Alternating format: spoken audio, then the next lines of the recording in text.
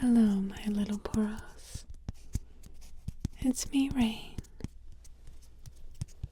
Are you feeling comfy? Are you feeling cozy?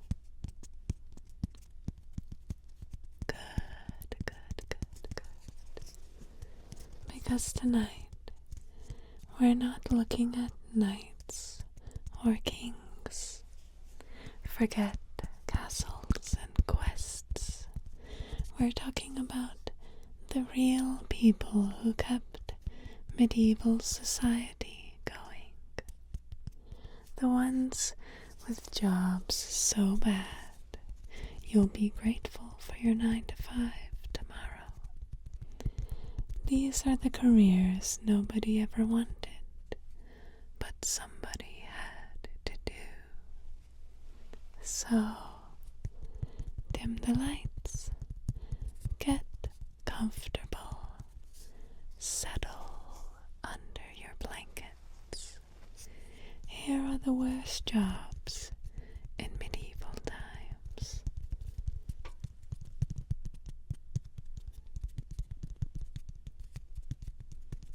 Number 7. Treadmill operator. Being a treadmill operator is basically the medieval version of being stuck on a peloton, except that no instructor yells, "You've got this," and you're not racking up fake miles on a leaderboard, no. You're just powering someone else's grain mill. The job: step onto a giant wooden hamster wheel and walk. That's it. Your body is the motor. No iPod, no podcast, no Eye of the Tiger playing in the background. Your legs ache, your back hurts, and your brain checks out after about 10 minutes. You think a desk job is boring? At least office workers have solitaire. You've got planks and gravity. And yes, sometimes animals do this job. Donkeys, oxen, even dogs. Which is humiliating if you think about it, because it means someone looked at you and thought, yeah, same as a donkey. The upside: you don't reek like the other jobs. Your main fragrance is gym class locker room with a hint of splinters. People don't avoid you because of the smell. They avoid you because you never stop complaining about how sore your calves are. The danger factor is low. You're not likely to drown in a cesspit or behead someone by accident. Worst case, you trip, face plant, and get flattened like a pancake while the mill keeps spinning. Embarrassing? Yes. Fatal? Probably not. But boredom is the real killer. You spend hours walking and going nowhere, like a medieval treadmill. So no, it's not glamorous, it's not noble, but at least it's not gross, which is why treadmill operator sits at number 7 It's dull, humiliating cardio. But survivable.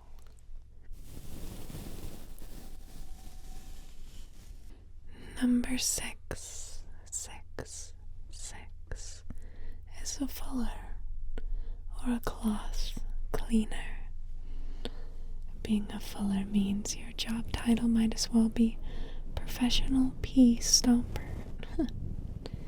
Sounds fake, but it's very real.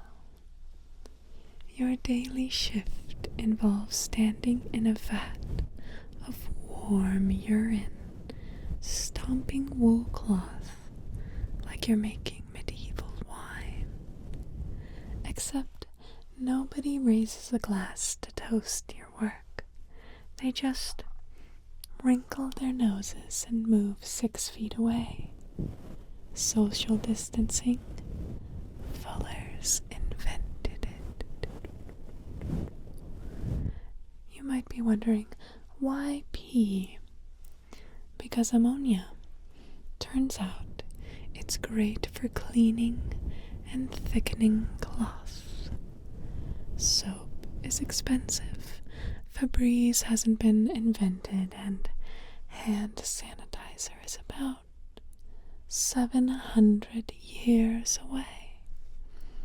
So, the town donates their chamber pots to you, and you basically marinate in a public restroom until the cloth is done. The smell is your curse. It soaks into your skin, clings to your hair, and follows you everywhere like bad Wi-Fi signal. No deodorant, no body spray, nothing strong enough to cover the scent. Walk into a tavern, and people know instantly. That's the guy who spent 8 hours in a puddle of pee. Nobody's sitting next to you unless the other option is one we'll cover later. The bright side, it won't kill you. Unlike miners or rat catchers, you're not gambling with cave-ins or plague fleas. Your biggest hazard is foot fungus, and the fact that every cat in town thinks you worship their new litter box. And let's be honest, there are worse smells in the medieval world. At least you're not shoveling raw sewage or burning corpses. Still.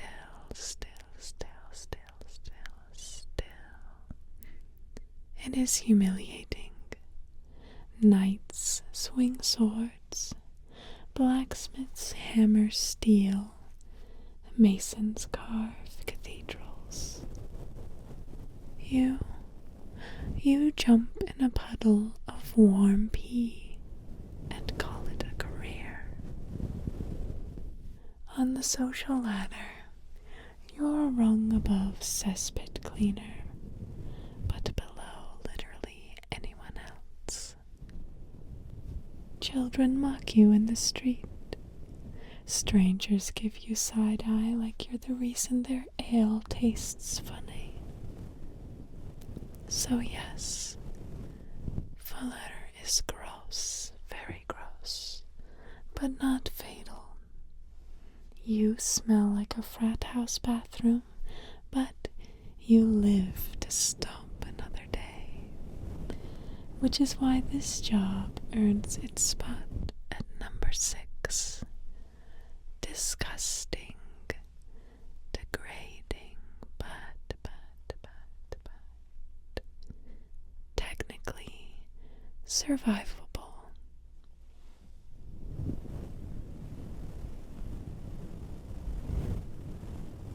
Number 5.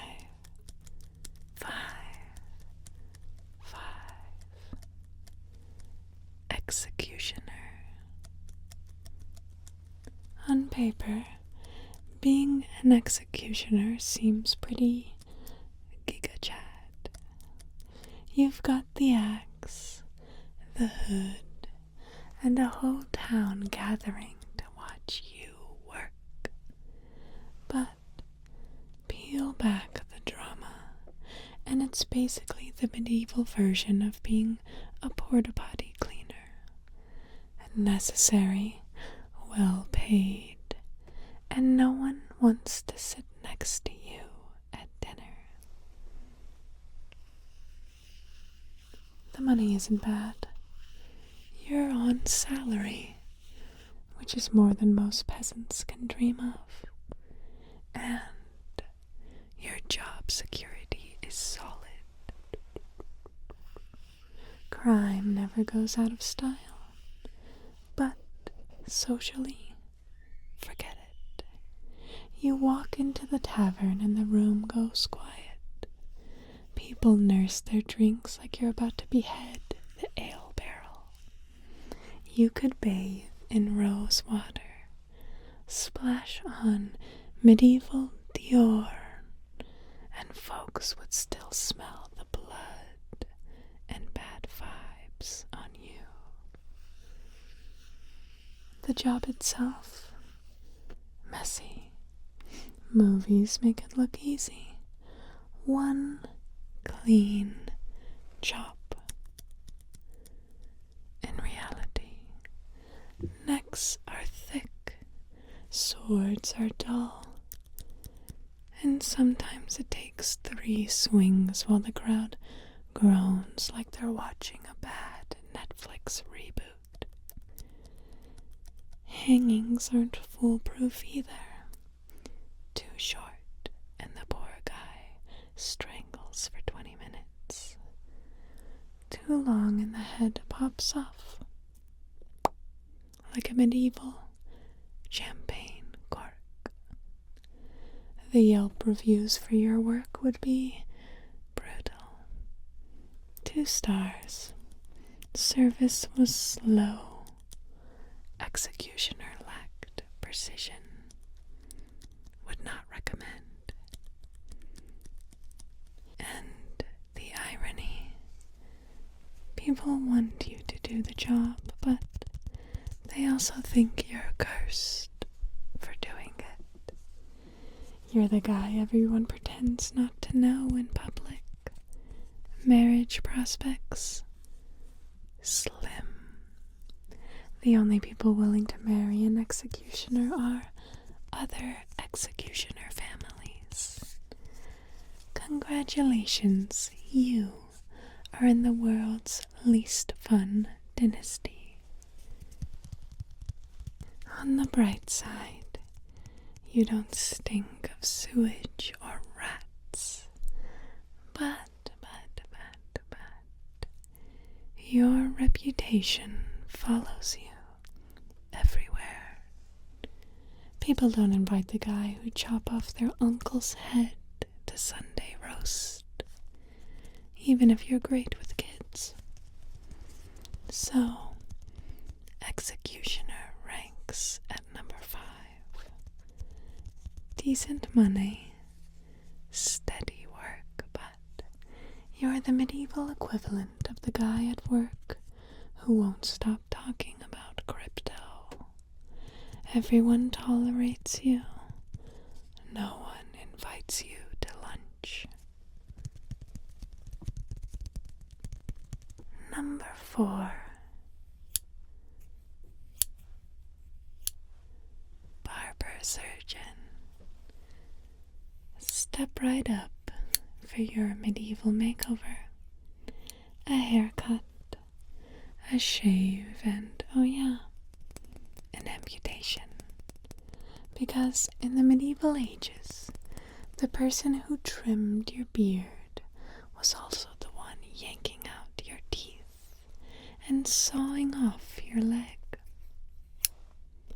Congratulations, you're sitting in the chair of the barber surgeon, where fashion meets torture in the least glamorous mashup ever.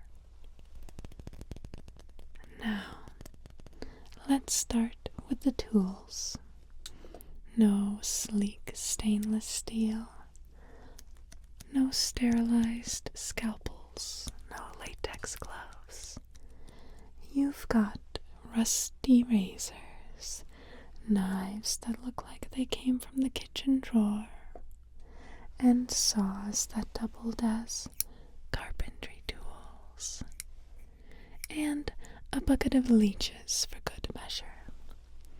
The only anesthetic is strong wine, and most of that is for courage, not pain relief.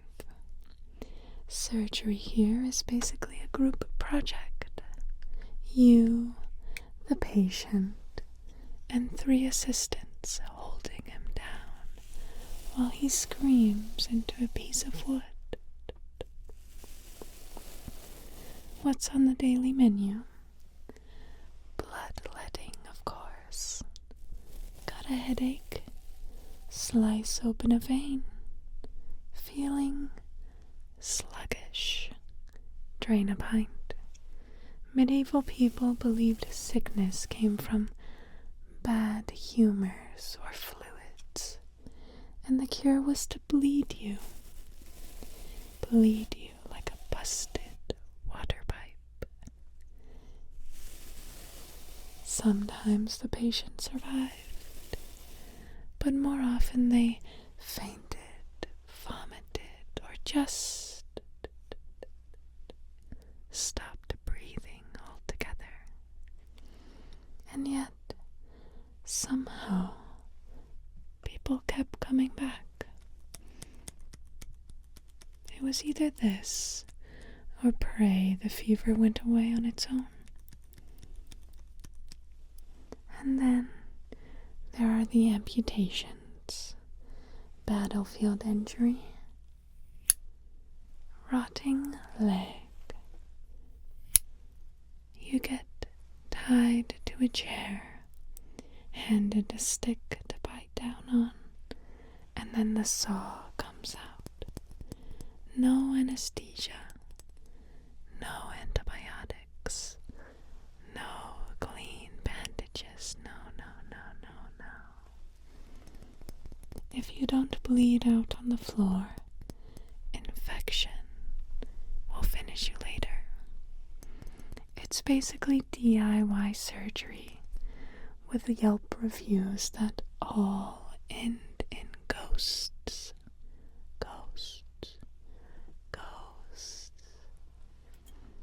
And dentistry. Forget about Novocaine. Got a toothache? It comes out with pliers that were probably used on a horse yesterday. Root canal? Not a thing. Braces? Not unless you count shoving wads of cloth in your mouth so the gaps don't whistle. Your smile doesn't sparkle. It looks like a medieval graveyard. And of course, the barber half of the job is less terrifying.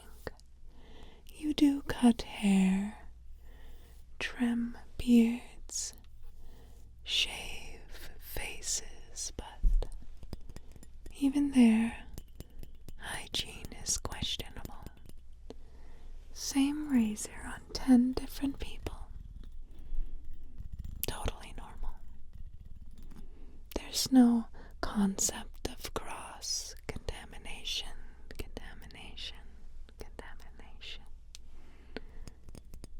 Catch a rash from your haircut. Also totally normal. That famous red and white barber pole you see today, it comes from this mess. Red for blood, white for bandages, and the pole itself representing what patients gripped while you drained them like a keg. Don't believe me? Look it up. Socially, You're in a weird spot. People need you desperately, but nobody really trusts you. You're respected enough to cut hair and feared enough the folks whisper when you walk by. You might save someone's life or kill them by accident. It's a coin toss every time.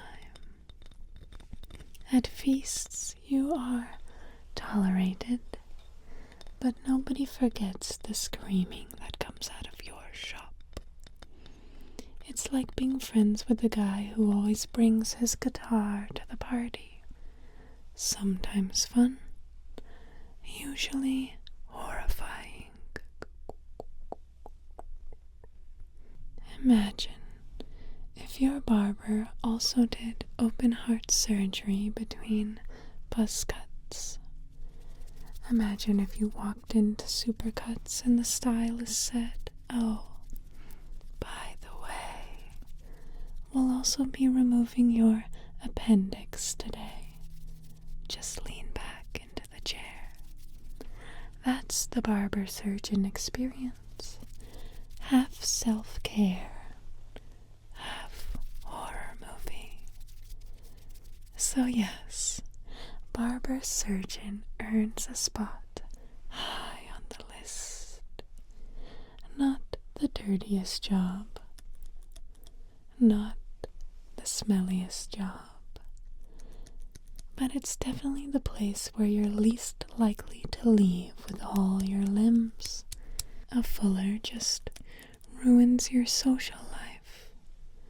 An executioner ruins other people's. But the barber, surgeon, he ruins your health, your teeth, your haircut, and your faith in humanity. All in one convenient appointment. Number 3.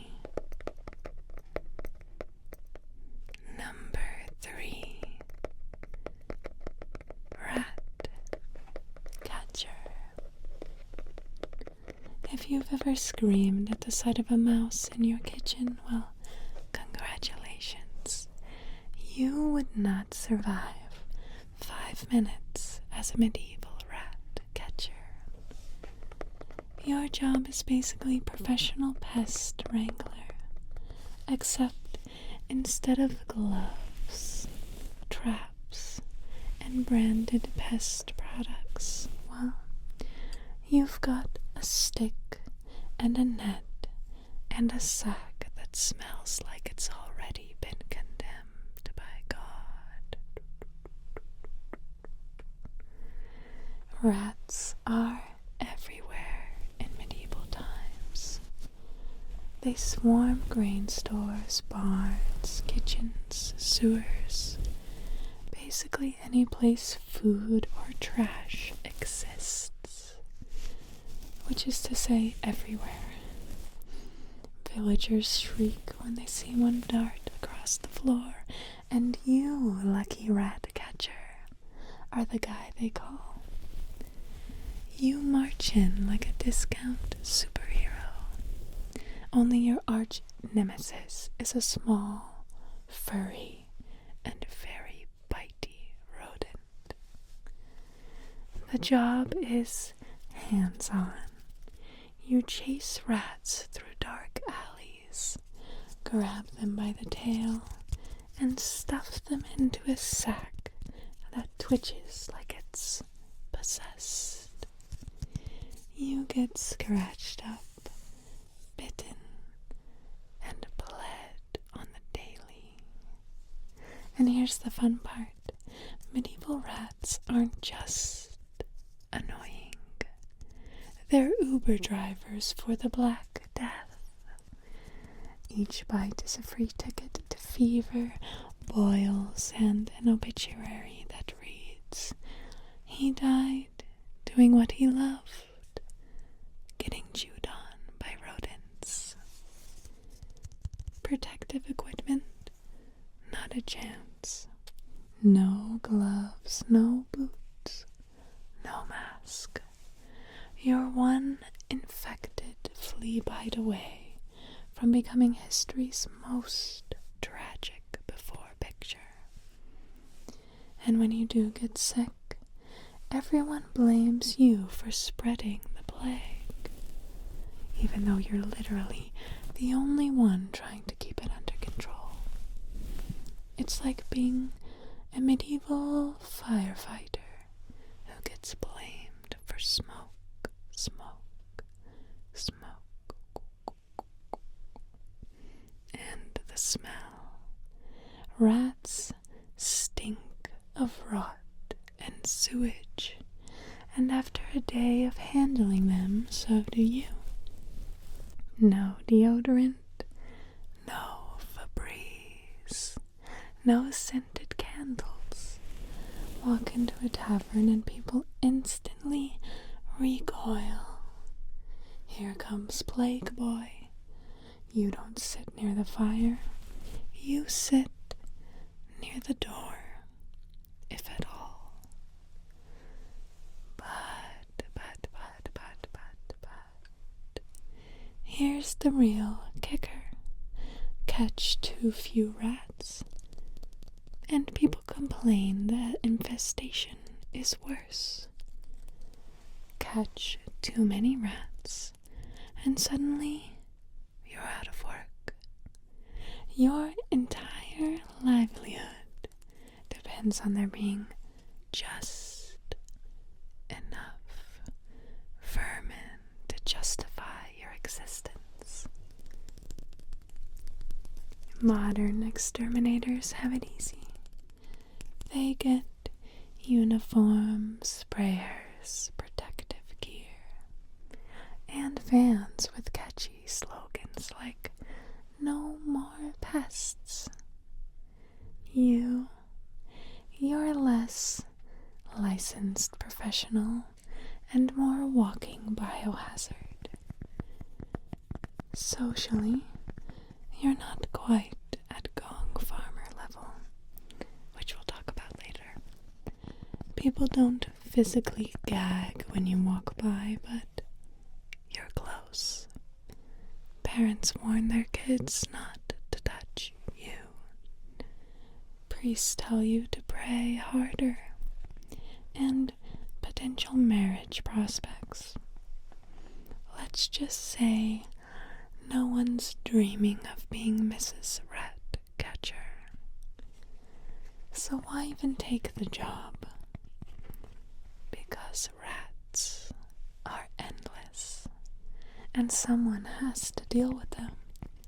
The pay is slightly better than starving, and hey, you get the satisfaction of whacking vermin with a stick for a living.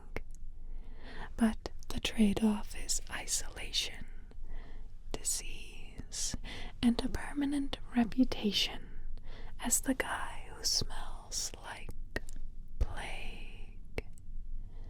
And that's why Ratcatcher ranks at number 3. Not quite the cesspit of misery we'll see later, but close, close, close. You're the medieval front line against vermin, but also the easiest scapegoat when half the town starts coughing blood. You're necessary, you're hated, and you're always one bite away from becoming your own customer.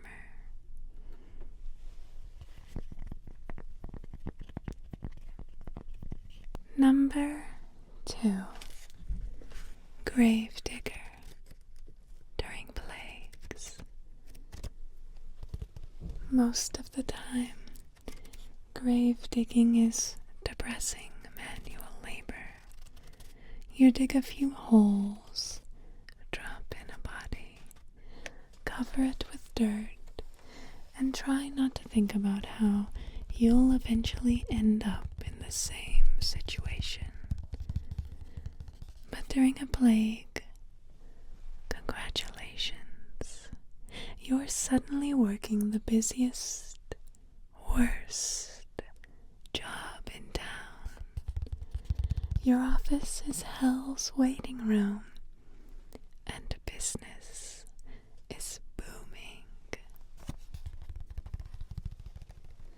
When the Black Death rolls in, bodies pile up faster than you can swing a shovel. At first, you try individual graves, neat little rows like some medieval filing cabinet. That lasts about a week.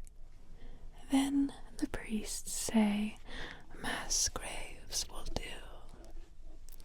And suddenly you're carving giant pits, tossing in dozens, sometimes hundreds of corpses at a time. It's less funeral and more garbage collection. The smell is indescribable. Rotting flesh, pus, and old rags soaked in plague. Everything mixes into an aroma so thick you can taste it. And no, you don't have a mask. The closest thing to PPE is tying a rag around your face and pretending it helps. Every breath is a gamble. You're basically vaping death particles for 12 hours a day. Your tools are a shovel and grit. That's it.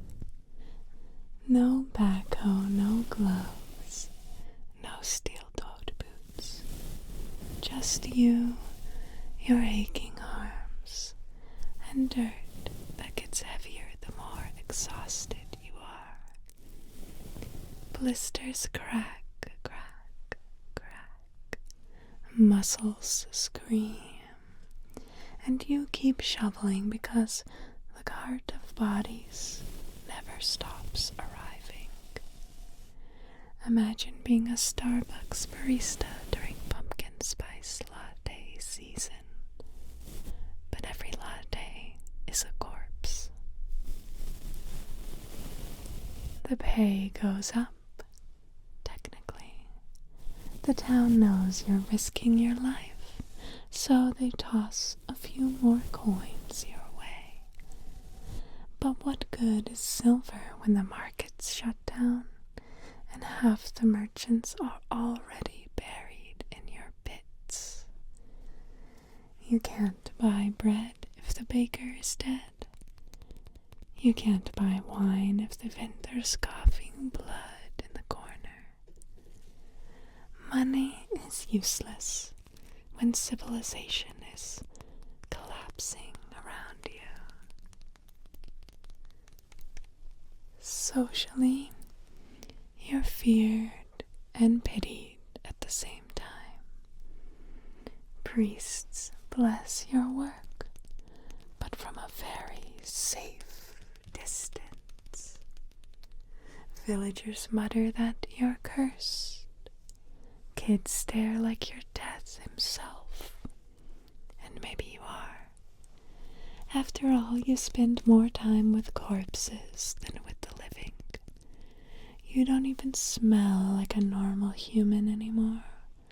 You smell like plague pit.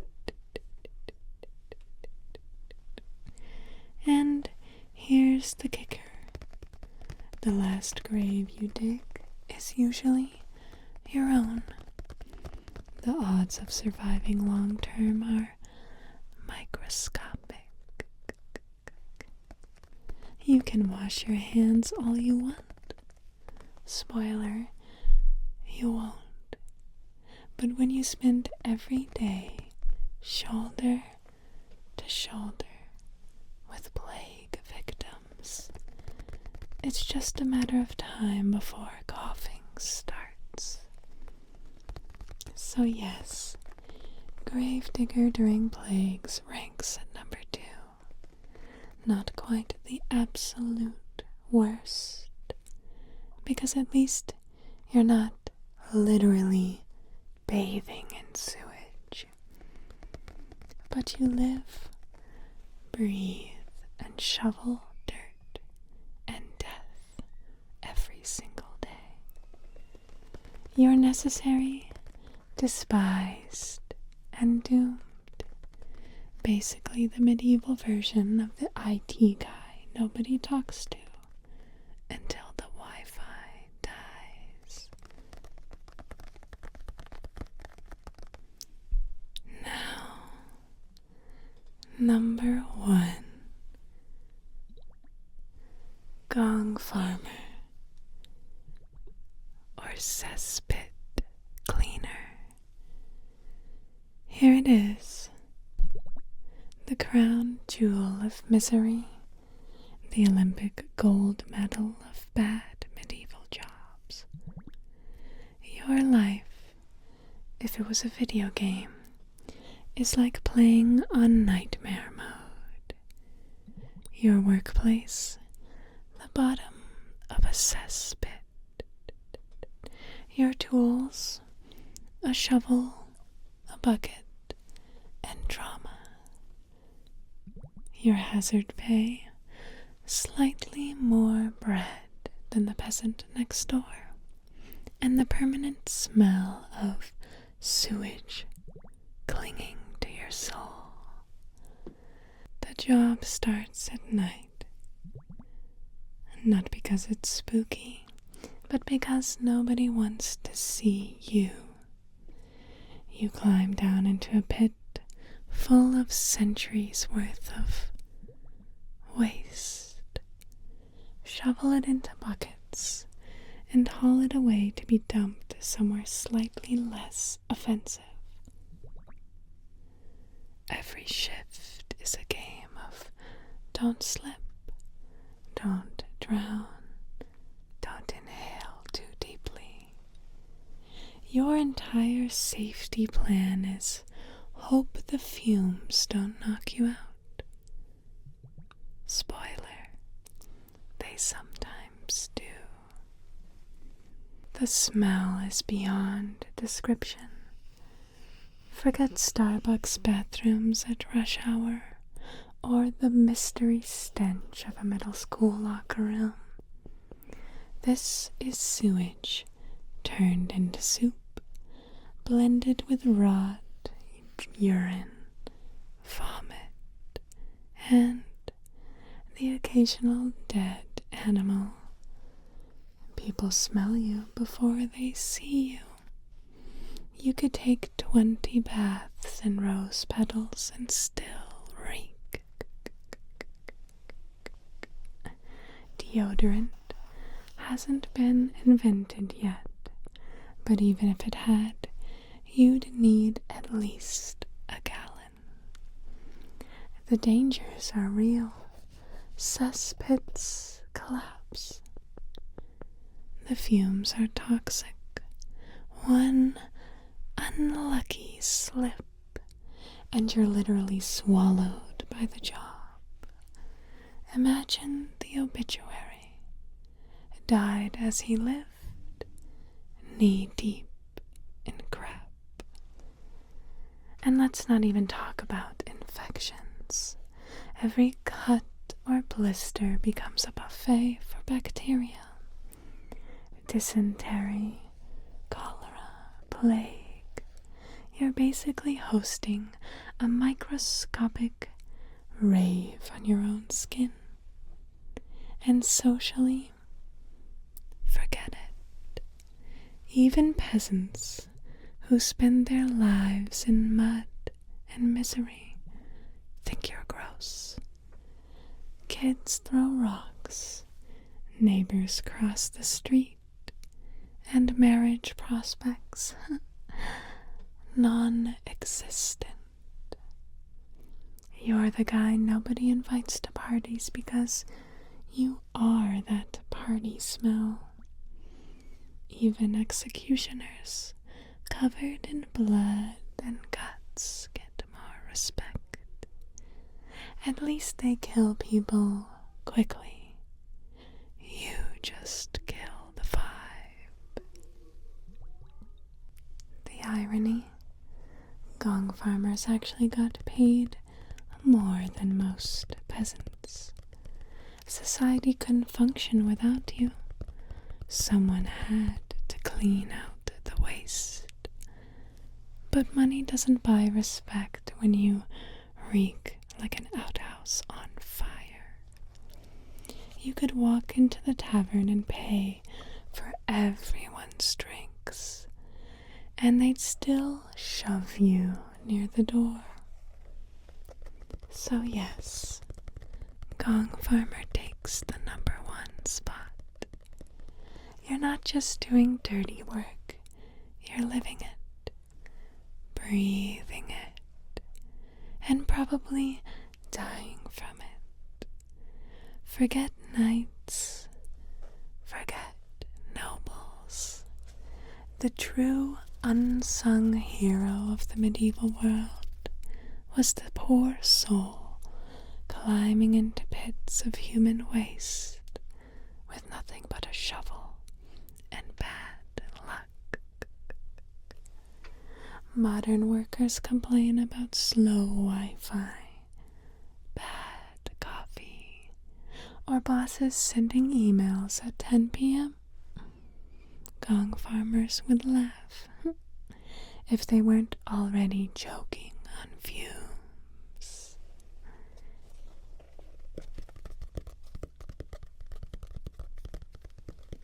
And there you have it, the 7 worst jobs in medieval times.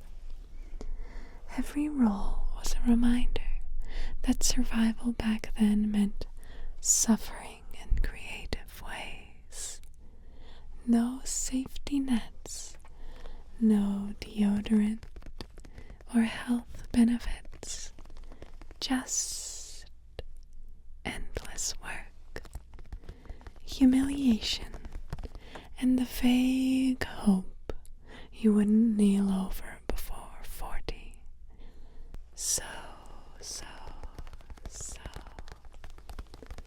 So the next time you complain about slow Wi-Fi or overpriced coffee, or your boss scheduling a 7 a.m. Zoom call,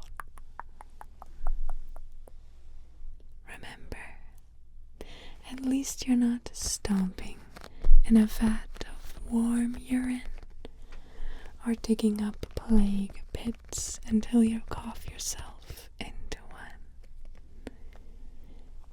Now, close your eyes, take a slow breath, and be grateful for your pillow, your clean sheets, and the miracle of plumbing.